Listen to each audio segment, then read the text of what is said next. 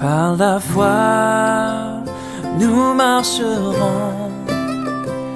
Par la foi, nous triomphons. Oreste, chapitre 6, versets 10 à 13, on se lève et on écoute la parole et on la lit. Oreste, fortifiez-vous dans le Seigneur et par sa force toute puissante, souveraine.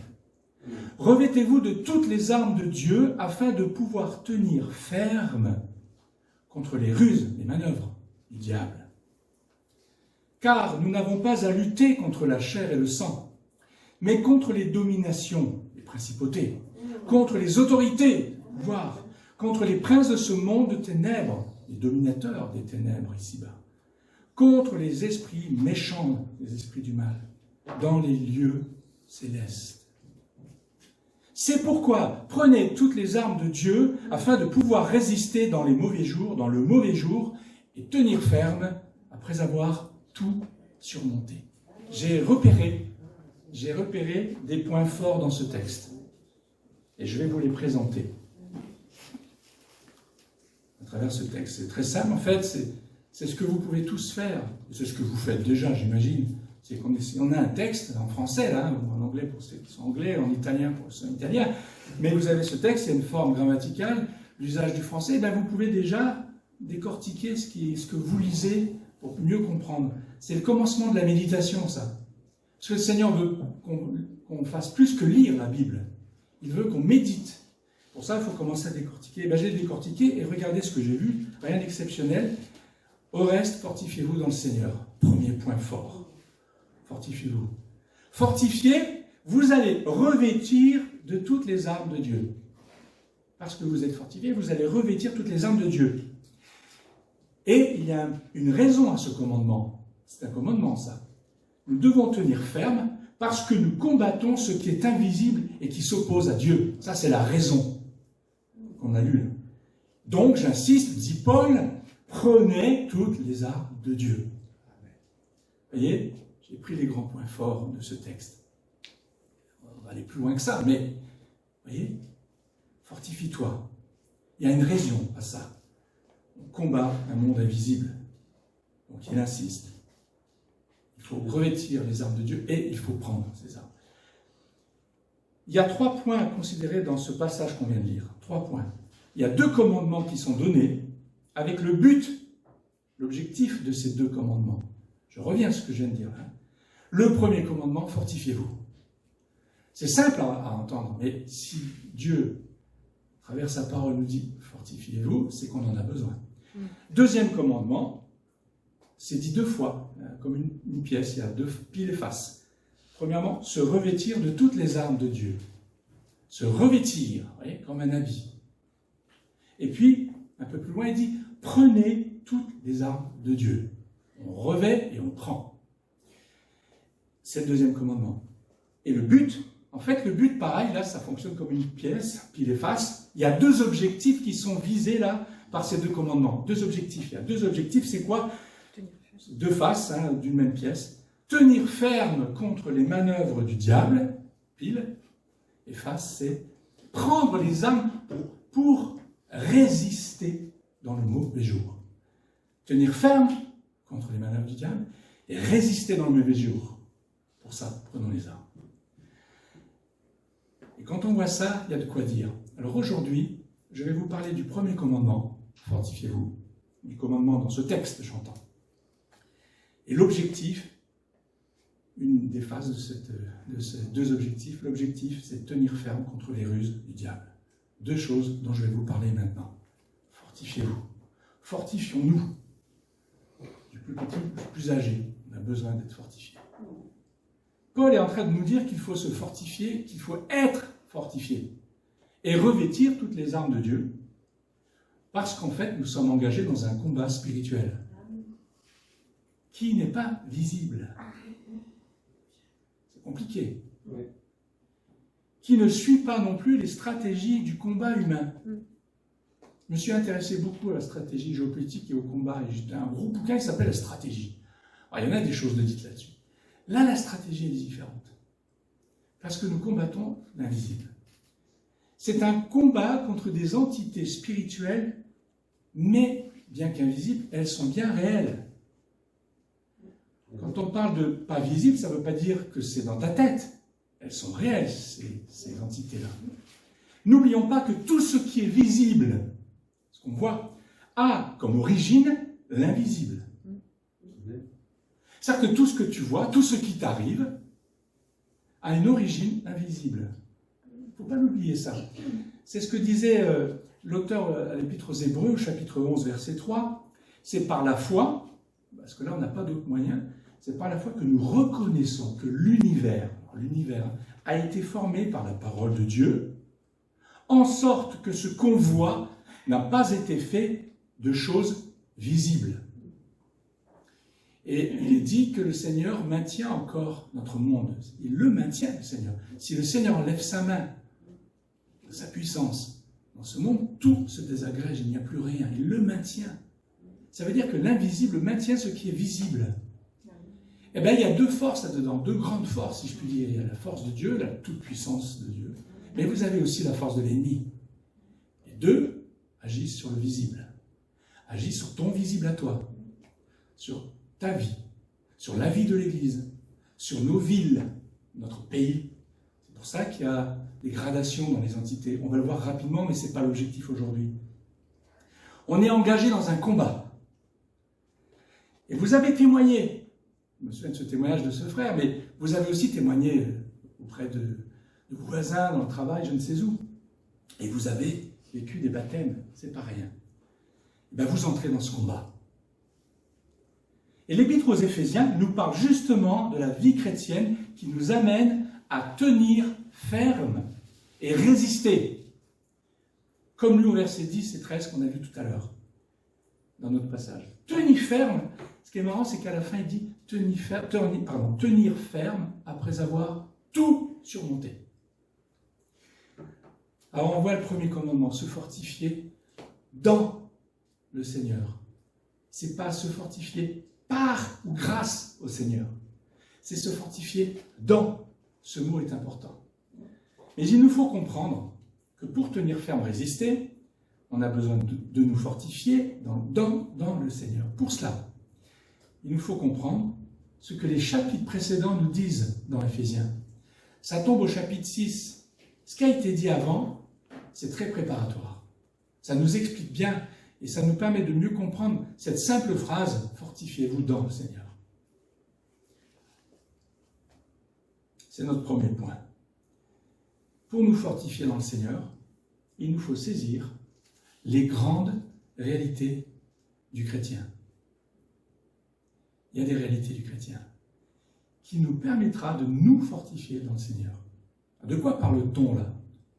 Paul nous dit qu'il y a 3 aspects de la vie chrétienne, dans le livre des Éphésiens, j'entends. Nous devons être assis en Christ, nous devons marcher avec Christ, et nous devons tenir ferme, résister. 3 grands aspects. Là, je remercie un frère qui m'a aidé à faire ce message. Il s'appelle Watchman Nee. Il n'est plus de ce monde, lui, il est auprès du Seigneur. Ainsi que John MacArthur qui m'a aidé, parce que je ne l'ai pas fait seul, ce message. Je l'ai fait avec le Saint-Esprit, je pense, qui m'a aidé, mais qui m'a dit, je t'apporte 2 frères, à qui j'ai inspiré des choses. Et voilà, c'est comme ça que le message a été fait là. Donc, pour le premier aspect, on va considérer un texte dans Éphésiens, justement, pour nous expliquer ça veut dire quoi, être fortifié dans le Seigneur, être assis. Ben, on va lire ce texte. C'est Éphésiens chapitre 1, versets 17 à 21. Vous allez voir qu'il y a une correspondance, un lien assez évident, vous allez voir, entre ce verset que je vais lire là et celui que nous avons lu tout à l'heure. Qu'est-ce qu'il dit, Paul? Alors, je vais vous le lire par passage, c'est pas tout le passage, donc repérez-les, il y a des trous, mais c'est pour faire souligner ce qui est important et ce que je voudrais dire. Le Dieu de notre Seigneur Jésus-Christ, le Père de gloire, ça c'est dit au début, c'est juste pour savoir de qui on parle, eh bien, ce Père de gloire illumine les yeux de votre cœur. Paul il dit ça, que le Père de gloire illumine les yeux de votre cœur pour que vous sachiez. Il veut qu'on sache. Quelle est envers nous qui croyons l'infinie grandeur de sa puissance. L'infinie grandeur de sa puissance. Qu'est-ce que vous voulez dire de plus sur une grandeur pareille? Se manifestant avec efficacité par la vertu de sa force. Voilà. Et il l'a déployée, cette infinie grandeur, qui se manifeste avec efficacité par la vertu de sa force, il l'a déployée en Christ, en le ressuscitant des morts, et en le faisant asseoir à sa droite dans les lieux célestes. Retenez ce passage. En le faisant asseoir à sa droite dans les lieux célestes. Au-dessus. Et là, il y a un lien avec ce qu'on a lu. De toute domination, de toute autorité, de toute puissance, de toute dignité, de tout nom qui peut être nommé, non seulement dans le siècle présent, du temps de Paul, mais encore dans le siècle à venir, le nôtre aussi. Donc vous avez remarqué que ce verset-là une partie de ce verset fait écho au verset 12 de notre texte qu'on a lu. Les dominations, les autorités, les puissances, mais c'est tout nom aussi, c'est pas que les puissances ténébreuses aussi, c'est tout nom, quel qu'il soit. Et un peu plus loin, au chapitre 2, verset 6, dans Éphésiens, Paul nous dit, en parlant de nous les chrétiens, il dit que nous avons été ressuscités, il nous a ressuscités ensemble, les chrétiens, les croyants en Christ, il nous a ressuscités ensemble et nous a fait asseoir ensemble dans les lieux célestes, Alléluia. En Jésus-Christ. Waouh! Ah, ça c'est peut-être pas évident comme ça quand tu le lis, mais c'est un truc grandiose qui se passe là. Il nous a fait asseoir ensemble dans les lieux célestes en Jésus-Christ. Le terme est « nous a fait asseoir ». Le Père a fait asseoir Jésus-Christ sur son trône, auprès de lui, à sa droite. Et nous qui avons cru en Christ, il nous a fait asseoir en Christ, dans les lieux célestes, les mêmes endroits. Voilà où on est. Le christianisme, c'est une chose étrange. Parce que, car en connaissant le Christ, il ne s'agit pas de faire des choses après le connaître pour mériter son salut, pour aller au ciel, dans les lieux célestes. Non. Cela commence par une réalité que nous découvrons avec le Seigneur. Et cette réalité est la suivante, c'est que le christianisme ne commence pas par un grand faire, je vais faire. Non, ça commence par un tout est fait. Tout est fait. Le christianisme est un don de Dieu, une grâce offerte. Quand on t'offre un cadeau, le cadeau il est prêt. Il n'est pas en train de se faire. Il te l'offre. Ce don exceptionnel et unique, il est accepté par nous, les humains qui croyons en Christ, par la foi. Par la foi. Le christianisme, c'est l'annonce d'une bonne nouvelle. Et c'est quoi la bonne nouvelle?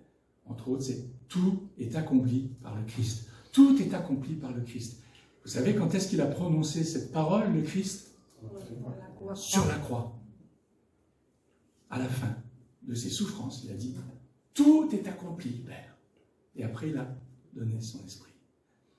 En croyant en Christ, tout est accompli pour nous aussi. Tout est accompli pour nous.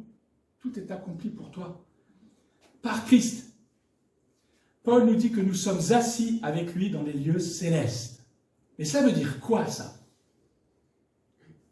Et les 3 premiers chapitres de Éphésiens, on ne peut pas aborder tout d'un coup, donc je fais un survol, mais les 3 premiers chapitres expliquent cela et abordent la vérité de notre position en Christ. C'est-à-dire ce que nous sommes en Christ.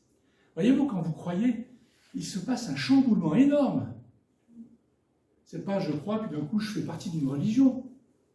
Peut-être vu d'un point de vue humain, mais ce qui se passe auprès du Père, c'est quelque chose de grandiose. On est dans les lieux célestes en Christ. Que tu connaisses tout ça, un petit peu de Christ, ou que tu connaisses d'expérience tout ça de Christ, même endroit, tu es dans les lieux célestes. Cela traite donc de notre position en Christ. Nous sommes bénis de toutes sortes de bénédictions. Je vous résume, mais il faudrait lire chapitres 1 et 2 et 3 d'Éphésiens. C'est ce que je vous dis là. Nous sommes bénis de toutes sortes de bénédictions. C'est pas une, ça en est plein de sortes. Dieu est riche. Il est créateur. Regardez la création. Regardez les insectes. Regardez les plantes. Comment la diversité de ce qui est fait devant nous. Alors vous savez, toutes sortes de bénédictions, c'est énorme. On va les découvrir, on a à peu près l'éternité pour ça. C'est-à-dire qu'on a, voilà, dans les lieux célestes. Il nous bénit de toutes sortes de bénédictions dans les lieux célestes, là où nous sommes assis en Christ. Là où est Christ assis auprès de Dieu, le Père. Nous avons reçu le pardon aussi, il est dit. Ça fait partie de notre identité chrétienne. Tu es pardonné. Tu es pardonné. Le péché que tu as commis, que tu vas commettre, a été cloué sur la croix. Et c'est vrai que quand tu appartiens au Christ, le péché va devenir pour toi un vrai boulet. Quelque chose qui va te faire mal. Parce que tu ne le supporteras plus. Mais il est là, malheureusement. Donc c'est un combat aussi. Je ne veux pas parler de ça maintenant, mais c'est un aspect important. On a reçu le pardon, on a reçu l'adoption. Dieu nous a adoptés. Vous êtes des fils d'adoption, des filles d'adoption. Nous avons reçu l'amour de Dieu dans nos cœurs. Nous faisons partie du plan de la prédestination de Dieu. Il nous a prédestinés avant les temps éternels. Ça nous dépasse, ça. Et pourtant, c'est écrit dans l'Éphésiens, vous le verrez. Depuis tout le temps, il avait déjà prévu ça. Nous avons reçu l'illumination. Nous avons été éclairés de Dieu. La connaissance. Nous avons reçu l'illumination et la connaissance. Nous avons reçu l'intelligence et la puissance. Vous voyez, c'est ça notre identité de chrétien. Nous avons été tirés de la domination de Satan pour nous placer dans le royaume de Christ. Si c'est le cas, c'est ce qui se passe. Si tu n'es pas en Christ, tu es dans le royaume de Satan. Mais si tu es en Christ, le Seigneur lui-même l'a fait. Notre attitude change. C'est extraordinaire. Notre attitude, elle change. Nous pensons différemment. Au reste, mes frères, que tout ce qui est vrai, que tout ce qui est honorable, que tout ce qui est juste, que tout ce qui est pur, tout ce qui est aimable, tout ce qui mérite l'approbation, tout ce qui est vertueux et digne de louange, soit l'objet de vos pensées. Et juste avant, il dit, tu as des problèmes, confie-toi, ne t'inquiète pas, parce que Dieu gardera ton cœur et tes pensées en Jésus-Christ. Tu veux savoir c'est quoi les pensées de Jésus? Je viens de le dire. Nous avons changé, et nous changeons au fur et à mesure. Nous grandissons dans ce changement, n'est-ce pas? Nous nous sentons différents, on parle différemment. Et toutes ces choses sont identifiées comme les marques du croyant. C'est ce que tu es, n'est-ce pas? C'est ce que tu es. Tu n'en as peut-être pas tout le temps conscience, mais c'est ce que tu es. Un fils de roi, quand il sort dans une ville, on lui dit qui tu es, d'un seul coup il dit je suis le fils du roi, le fils du président. Waouh, d'un seul coup on dit attends les gars, faites gaffe là. Il y a quelque chose qui se passe. Nous sommes les fils du Très-Haut. Vous êtes ça. C'est pas rien. Tu peux te dire waouh, je suis mauvais, je suis nul, je vaux rien. Ah non, pas aux yeux de Dieu en tout cas. Parce que si tu crois en lui, tu es le fils du Très-Haut. Il a quelque chose pour toi, toutes sortes de bénédictions. Il y a de quoi donner, le Seigneur. Chacun reçoit la bénédiction de Dieu. Nous recevons des dons différents, ou les mêmes, qu'importe là où on est, il nous les donne. Tu es quelqu'un d'important aux yeux de Dieu. Même si dans ton cœur, tu te dis, je ne vaux pas un clou. Ouais, ça, c'est dans ton cœur, tu peux mettre ça à la poubelle. Parce que Dieu te voit autrement. Et il veut que tu te vois autrement. Pas en te disant, ouais, je suis meilleur. Non, en te disant, je suis habité du grand Seigneur. Et il va m'habiter, il va me donner des choses extraordinaires pour le vivre avec lui. Dans le combat. On va y revenir. Malheureusement, c'est comme ça que ça se passe. Alors vous vous dites, ben voilà, il nous a donné tout ça. C'est un peu, qu'est-ce qu'on a à faire alors? Ça semble simple, n'est-ce pas? Justement, c'est pas trop simple. C'est impossible même. Il fallait que cela soit fait par Dieu lui-même qui a envoyé son Fils sur cette terre. Imaginez que je viens de vous dire, bon, désormais, aujourd'hui, vous serez à 10 000 mètres de hauteur, et vous pourrez regarder la terre et son paysage à cette hauteur. Je vous le dis maintenant. Voilà. Ça va se passer aujourd'hui. Alors vous allez rétorquer en tout bon humain sensé que vous êtes, je l'espère, vous allez dire c'est impossible. Comment voulez-vous que cela se passe? Je ne suis pas un oiseau, je n'ai pas d'ailes, je ne vole pas, et je ne peux pas aller aussi haut. Et c'est vrai. Mais voyez-vous, si vous êtes dans un avion, ah oui, l'image est facile du coup là, vous allez l'atteindre, ces 10 000 mètres. Vous serez à 10 000 mètres de hauteur. Ça peut se faire. Vous pourrez ensuite regarder par le hublot et qu'est-ce que vous verrez? Vous verrez effectivement la terre et le paysage qui sera devant vous. Vous n'avez rien fait pour y arriver. Et pourtant, vous y êtes. La seule chose que vous avez faite, c'est que vous êtes monté dans l'avion. C'est tout. Mais vous n'avez rien fait pour monter là-haut. C'est l'avion qui l'a fait. C'est grâce à la compagnie d'aviation et aux pilotes qui vous permettent d'aller là-haut, à 10 000 mètres. Vous n'avez rien fait et c'était impossible pour vous d'aller à cette hauteur. Restez dans l'avion, c'est ça qu'il faut faire. C'est quand on reste dans l'avion. Si vous enlevez l'avion, vous tombez, vous ne pouvez pas tenir. Ce n'est pas par nos propres moyens, ce n'est pas avec nos bras qu'on va rester là-haut, il n'y a plus d'avion. C'est la grande chute libre. L'avion. C'est seulement grâce à l'avion et au pilote qu'on peut être en hauteur. Puisque Christ est assis dans les lieux célestes, puisque le Père l'a ressuscité, et il a fait qu'il soit assis dans les lieux célestes à sa droite. Ça, c'est ce que Dieu a fait. Puisqu'il est assis dans les lieux célestes, si nous sommes en Christ, nous sommes nous aussi dans les lieux célestes. Nous sommes dans l'avion. C'est une vérité. Nous sommes dans le ciel. Aussi vrai que Christ est dans le ciel. Et là, tu te dis, waouh, ce que j'ai vécu hier, je n'étais pas vraiment dans le ciel. Tu es dans le ciel. Ce que tu as vécu hier et tu n'en es pas fier, ça, c'est pas le problème d'être dans le ciel. Le problème, c'est que tu as laissé le péché et continué à vivre dans ta vie. Ça se règle, là encore, pour que tu puisses rester dans le ciel et profiter des bénédictions du ciel. Sinon, c'est vrai que tu n'en profites pas. Puisqu'il est dans les lieux célestes, nous sommes aussi dans les lieux célestes. C'est une position réelle et vraie. Et il nous demande de l'accepter par la foi dans cette vie sur terre. Monte dans l'avion. Tu l'acceptes par la foi. C'est ça qu'il nous demande. L'avion tient 10 000 mètres parce qu'il vole, parce qu'il avance. Vous avez vu un avion tout seul comme ça? Ça avance. C'est une image, bien sûr. Il ne faut pas aller au-delà de l'image.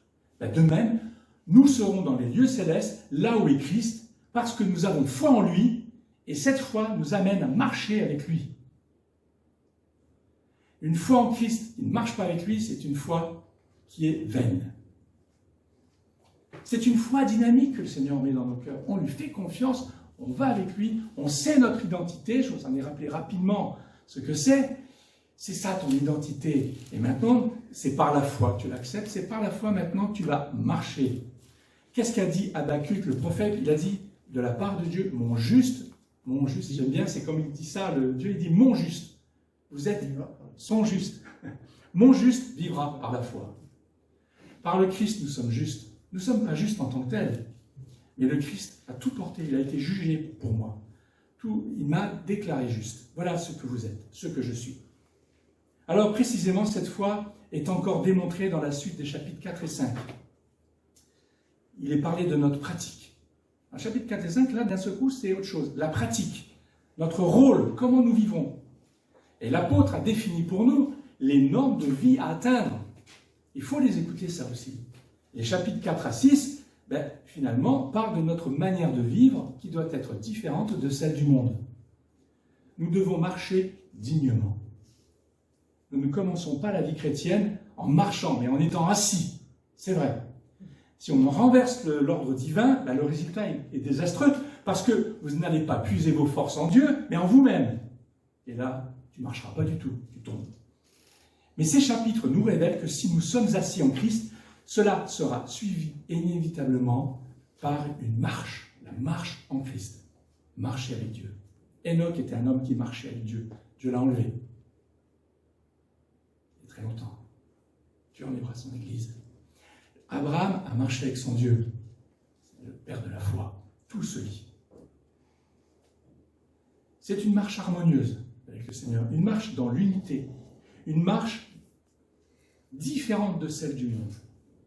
Et donc il faut voir la différence. Si tu ne connais pas la différence, tu vas te tromper. Une marche d'amour, et la parole nous montre comment marcher différemment de ce monde. Une marche d'amour. Tu apprends à aimer, ça s'apprend à aimer, c'est pas simple. Hein. Une marche de lumière, la lumière de Dieu. Une marche de sagesse, une marche dans l'esprit. Prenez la voiture comme illustration pour montrer ce qui vient d'être dit. Les 3 premiers chapitres, résumés par ce mot « être assis », ça décrit la voiture en fait. Son moteur, l'origine de sa puissance, ses capacités à la voiture, vous voyez. Ça, c'est les 3 premiers chapitres. Puis les 3 suivants, marcher, eh bien c'est la route que la voiture doit suivre. Nous, en tant que croyants, nous sommes définis comme des individus très puissants, parce que nous avons reçu tous les dons de Dieu. Nous sommes pardonnés, nous sommes dans le ciel, dans les lieux célestes, etc. Nous sommes des individus très puissants. Et les 3 derniers chapitres nous montrent où nous devons aller avec cette puissance. L'allumage de la voiture est fortifié par l'esprit dans l'homme intérieur. Tu as un esprit dans ton homme intérieur, dans ta femme intérieure. L'allumage est fortifié par cet esprit, étant rempli de l'esprit de Dieu. L'esprit de Dieu communique avec ton esprit, pas avec ton corps. Et après, ça découle tout ça.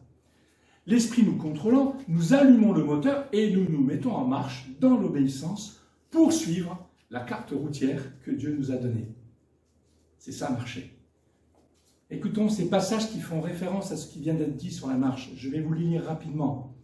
C'est entre le chapitre 4 et 6. « Je vous exhorte donc, moi le prisonnier dans le Seigneur, à marcher d'une manière digne de la vocation qui vous a été adressée, en toute humilité et douceur, avec patience, vous supportant les uns les autres avec amour. » On sait de quoi on parle. Hein. Voici donc ce que je dis et ce que je déclare dans le Seigneur. Vous ne devez plus marcher comme les païens, qui marchent selon la vanité de leurs pensées, mais à être renouvelés dans l'esprit de votre intelligence. Marchez dans l'amour, à l'exemple de Christ, qui nous a aimés et qui s'est livré lui-même à Dieu pour nous. Autrefois, vous étiez ténèbres et maintenant vous êtes lumière dans le Seigneur. Marchez comme des enfants de lumière. Examinez ce qui est agréable au Seigneur. C'est chapitre 4, versets 1 à 2, verset 17, verset 23. C'est le chapitre 5, verset 2, verset 8 à 10. C'est un des versets que je vous ai lus, pour ceux qui prennent des notes. Et maintenant, j'en arrive à notre sujet du jour. Chacun de nous doit être préparé pour un réel conflit. C'est pour cela que nous devons nous fortifier. Et rappelons-nous, une fois de plus, l'ordre dans lequel l'apôtre nous présente notre vie chrétienne. Nous sommes assis et nous marchons. Nul chrétien ne peut sérieusement prendre part à ce conflit sans avoir d'abord appris à se reposer sur Christ et ce qu'il a accompli. C'est ça ta vraie position de base. Assis. Il parle, vous pourrez voir l'Épître aux Hébreux, il parle du repos. Le repos de Dieu, c'est quoi? C'est ça. C'est lié avec être assis. Et puis, non seulement de se reposer sur Christ et ce qu'il a accompli, mais aussi par la puissance du Saint-Esprit qui demeure en lui, à le suivre dans une vie sainte ici-bas. Dans une vie sainte ici-bas. Vous serez saints, car je suis saint, dit le Seigneur. Saint, ça veut dire être à part, mis à part. Ça ne veut pas dire que tu es sans péché. On a une idée un peu bizarre de la sainteté. Certes, évidemment, la fin de ça, c'est ça. Mais tu es à part pour Dieu.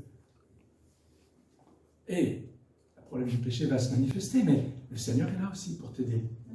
Pour te montrer qu'il te purifie, qu'il te lave de tout péché si tu lui confesses ce que tu as vécu de mal devant lui.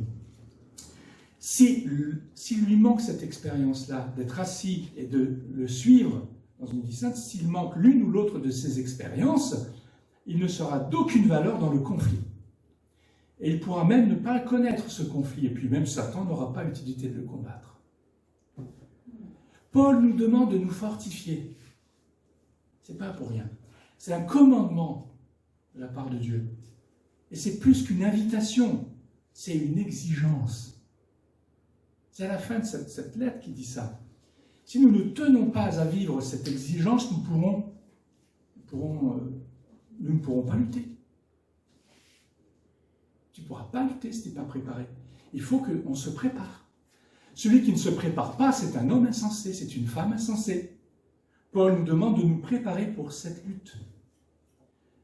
Il faut que tu te fortifies dans le Seigneur. Le dans, c'est toute l'identité dont je vous ai parlé tout à l'heure. Hein.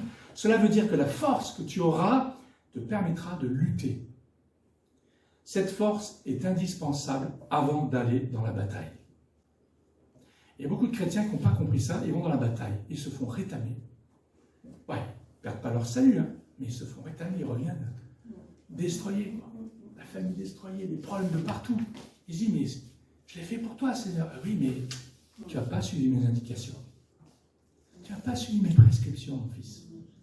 Il peut se préparer, retourner, mais ça sera différent. Parce que nous allons voir ce que ça veut dire, lutter. On peut se tromper aussi de savoir ce que ça veut dire, lutter. Si tu cherches à servir le Seigneur avec ta propre sagesse, parce qu'on a une sagesse, l'homme a une sagesse, hein, je dis, on n'est pas des idiots, mais celle-là, elle n'a pas la même consistance et la même puissance que la sagesse de Dieu. Si tu vas aussi avec tes propres forces, tu seras très vite vaincu. Il te faut une force qui soit à la hauteur de la force de ton ennemi. J'avais cette image d'un homme valeureux guerrier qui a pris son arc et ses flèches et qui va à l'ennemi et qui se retrouve en face d'un ennemi qui avait un gros char avec un canon. Et après, il a vu qu'il y avait d'autres chars avec des canons qui visaient sur lui. Il ne va pas faire long feu, ce gars-là, avec ses flèches. Voyez-vous, si tu vas avec tes propres forces, tu peux avoir 10 flèches même, c'est mieux que 5. Tu peux avoir un super arc qui tire à 100 mètres. Et tu as en face de toi un adversaire qui a des chars qui vont t'exploser. La force du Seigneur est toujours plus que suffisante pour le combat. Mais c'est assez étrange, parce que cette force, elle n'a pas la même allure qu'on pense. On se dit, bah, je vais prendre un char, alors on va y aller avec le char. C'est Dieu le char. L'église de Philadelphie dans l'Apocalypse, un petit exemple, avait un petit peu de puissance. Un petit peu de puissance il avait. Mais c'était suffisant pour la garder, cette église.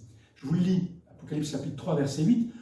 Jésus qui parle à cette église dit, « Je connais tes œuvres. Voici parce que tu as peu de puissance, que tu as gardé ma parole. » Tu l'as gardée. Et que tu n'as pas renié mon nom. J'ai mis devant toi une porte ouverte que personne ne peut fermer. Comment cela se fait-il? C'est parce que la force qui provient de Christ est surnaturelle. Elle dépasse toute force, on l'a lu dans le chapitre 1. Il est dans les lieux célestes, au-dessus de toutes ces dominations qui sont des réelles puissances. Hein, attention, il est au-dessus. La porte que Christ ouvre, ben personne, pas même Satan, ne peut la fermer. Ni ses anges. Qu'y a-t-il derrière cette porte? Je me suis posé la question, mais c'est quoi cette porte? Il y a quoi derrière la porte? Les trésors du royaume de Dieu. Le service de Dieu. Une occasion de servir Dieu. Une œuvre que Christ accomplira par nous. Comment j'en arrive à dire ça? Parce qu'il y a d'autres textes qui en parlent. C'est souvent l'occasion d'annoncer la bonne nouvelle et de participer à la puissance de vie, parce que quand tu annonces la bonne nouvelle, tu annonces la vie de Dieu. Et quand une parole sort de ta bouche au nom de Jésus, ça produit la vie. Ça, c'est une puissance. Mais ça n'explose pas, c'est pas un char, c'est une puissance. C'est une œuvre glorieuse et de grâce. 1 Corinthiens 1, chapitre 1, verset 9, on parle de ce que je viens de vous dire là, la porte. Colossiens 4, verset 3, 2 Corinthiens 2, verset 12. Si on avait le temps, je le dirais. En résumé, vous avez toutes les ressources. Nous avons toutes les ressources. Nous avons la puissance. Nous avons tous les principes pour vivre la vie chrétienne. Nous avons vraiment tout. Tu n'as pas besoin de découvrir autre chose. Tu as tout. Il n'y a plus qu'une chose que vous devez savoir, que je dois savoir aussi. Malgré toute la puissance de la résurrection, bien que toutes les vérités à savoir soient à notre disposition, vous devez savoir que ça ne sera pas facile. Et c'est par cela que Paul veut terminer sa lettre de cette manière dans Éphésiens. En tout cas, ne prenez rien comme allant de soi. Bien que la puissance soit là et que les principes soient là, il y a encore quelque chose. C'est la dernière chose que je vais vous parler. Et quoi donc?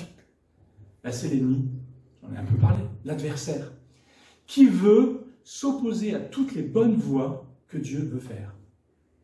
Et les bonnes voies que Dieu veut faire, il veut le faire dans chacune de nos vies. Même vous les jeunes, il veut faire quelque chose dans vos vies. Ouais. Amen.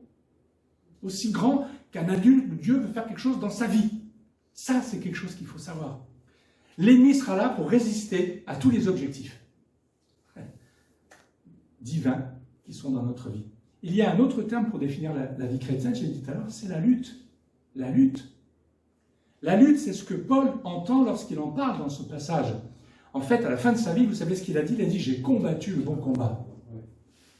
À la fin de sa vie, il a dit ça. Hein.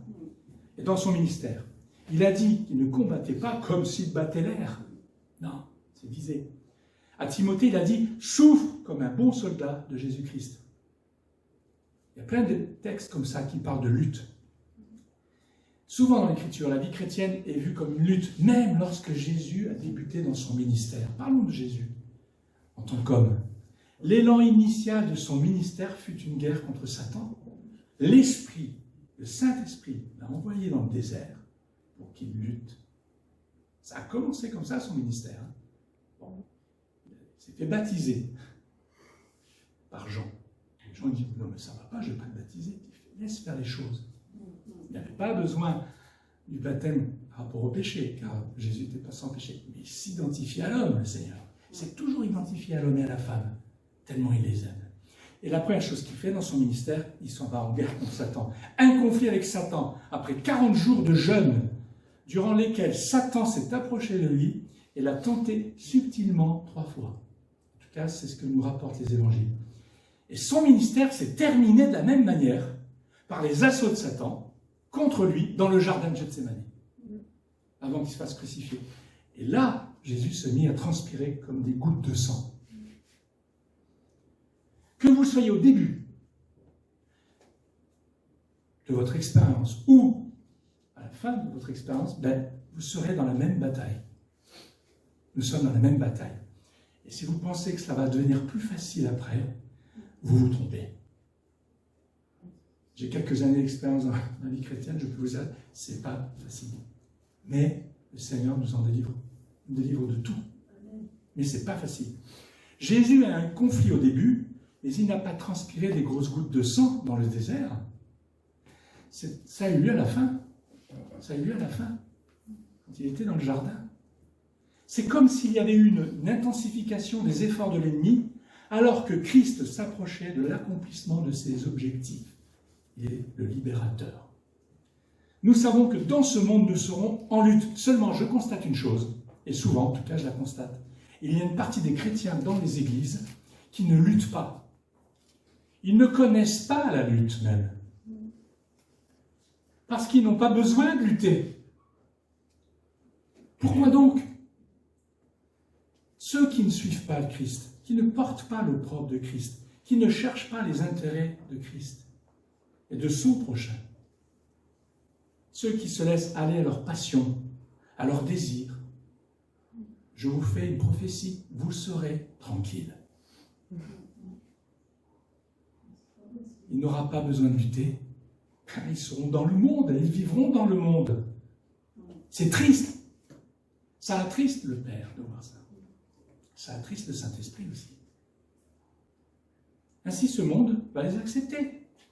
Et Satan n'aura pas besoin de lutter contre eux, parce qu'ils vivent tranquillement sous son système à lui. Ce monde est sous le contrôle de Satan. Il y a des présidents dans ce monde, mais il y a un grand empereur, c'est Satan. Et il y a Dieu au-dessus de tout ça.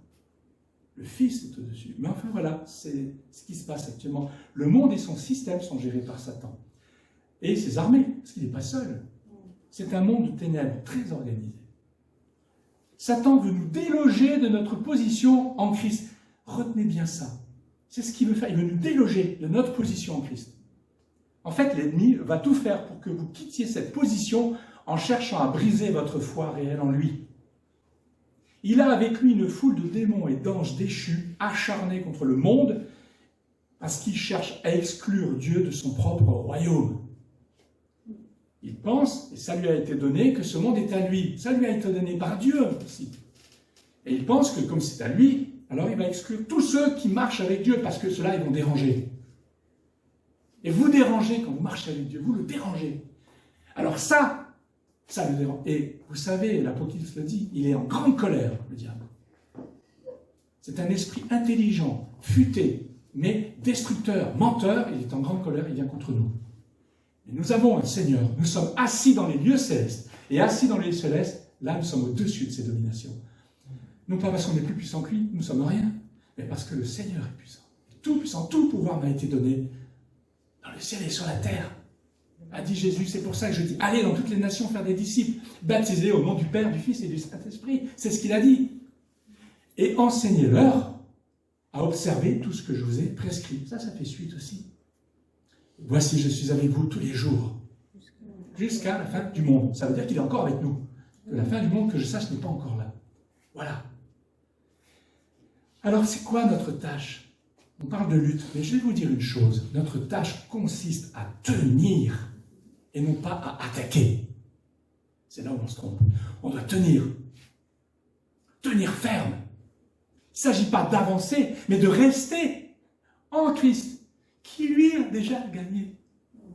Qu'est-ce que tu vas attaquer alors qu'il y a déjà une victoire? Tu vas attaquer ton propre pays? Non mais t'es où là? Pas besoin d'attaquer. Par contre, si quelqu'un vient t'attaquer, tu protèges ton pays. Vous voyez? Bon, on le voit entre l'Ukraine et la Russie là. Mais spirituellement, c'est la même chose. La personne de Jésus-Christ a vaincu. Dieu a déjà vaincu. Ça, c'est ce que la parole nous dit. Il faut qu'on se le rappelle. Vous le savez, je le sais, vous le savez. Mais il faut qu'on se le rappelle. Il nous a donné sa victoire pour que nous la conservions. On peut la perdre. La victoire, je parle. Il veut qu'on la conserve. En Christ, la défaite de l'ennemi est déjà une réalité. C'est déjà une réalité. Et l'Église est entrée dans cette victoire de Christ pour maintenir l'ennemi dans la défaite. La vraie Église de Christ, tous ceux et celles, quelles que soient les confessions, qui appartiennent à Christ, c'est là dont je te parle, elle est entrée dans cette victoire. Et c'est Satan qui doit contre-attaquer. S'il veut nous déloger de notre position, c'est lui qui vient nous attaquer. Tu n'as pas besoin d'aller le voir et l'attaquer. C'est quoi ça? C'est une erreur. C'est une grande erreur. C'est lui qui vient nous attaquer. Mais nous n'avons pas à lutter pour occuper un terrain qui nous appartient déjà. Il nous appartient déjà, ce terrain. Tu es dans les lieux célestes en Christ. Ce terrain là où tu es, il t'appartient déjà, parce qu'il appartient à Dieu. On est ses enfants, il appartient à la famille de Dieu. En Christ, nous sommes vainqueurs. Et vous savez ce que dit Paul dans Romains, chapitre 8, verset 37, il dit même mieux, nous sommes plus que vainqueurs. C'est de ça dont on parle quand il dit nous sommes plus que vainqueurs. C'est donc en lui que nous tenons ferme. Nous tenons ferme. Ainsi, aujourd'hui, nous ne luttons pas pour la victoire, nous luttons dans la victoire. On ne lutte pas pour la victoire, dans la victoire. Ça veut dire quoi, ça? On ne lutte pas pour gagner, parce qu'en Christ, nous avons déjà gagné. En Christ, il a gagné. Si ton père a gagné quelque chose, un terrain en face de ton voisin, il a gagné. Ton fils, ta fille, qui sont avec son père, ils ont gagné avec. Ils ont ce terrain. Par la résurrection, Dieu a proclamé son Fils vainqueur sur tous les royaumes des ténèbres. Tout. Et le terrain que Christ a conquis nous a été donné. C'est une grâce. On n'a pas à s'en glorifier, il nous l'a donné. Nous n'avons pas à lutter pour l'obtenir. Il nous faut uniquement le défendre contre tous ces agresseurs. Et il y en a. C'est pour ça que je dis que ce n'est pas facile. Les vainqueurs sont ceux qui se reposent dans la victoire qui leur a déjà été acquise par Dieu. On est assis, mes amis.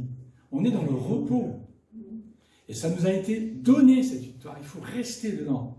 Si nous luttons pour remporter la victoire, la bataille, je vous le dis, elle est perdue d'avance. Si tu luttes pour remporter la victoire, la bataille est perdue d'avance. Eh, mais qu'est-ce que tu nous dis là? Eh, je vais vous dire. Supposons que Satan cherche à nous assaillir dans notre foyer ou dans notre travail. Je parle en individuel. Il va créer une situation, et ça, il est bon pour ça, devant laquelle nous sommes impuissants. Waouh, on n'y arrive pas, les émissaires, ce qui m'arrive, c'est un... Qu'est-ce qu'on fait en bon chrétien? Notre première réaction est de nous raidir dans la bataille. Ok, allez, j'ai de la force aujourd'hui, je vais prier Dieu de nous donner la victoire. On l'a fait ça, on l'a fait. Mais si nous agissons de la sorte, la défaite est certaine. Car nous avons cédé du terrain qui nous appartient. Je prie Dieu qui me donne la victoire.